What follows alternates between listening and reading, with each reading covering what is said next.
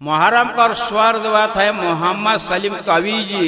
Music देवत है श्री दुर्गा भाजी लोहर दगा बख्शी। याली शेरे खुदाया हुसैन करबला, याली शेरे खुदा या हुसैन करबला।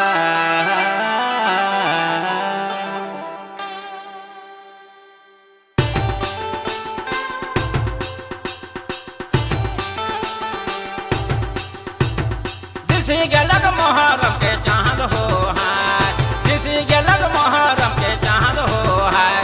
हसन हुसैन दियो भाई जना हम ले ले हो है।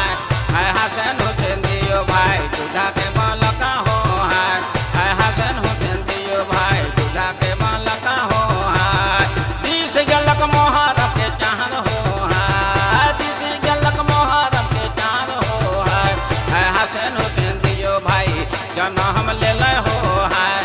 हसन हुसैन दियो भाई दूल्हा के बालका हो है।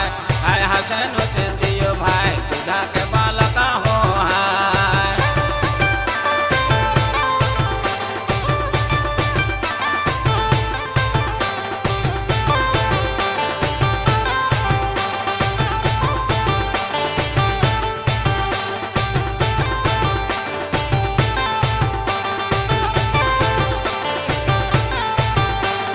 फतवा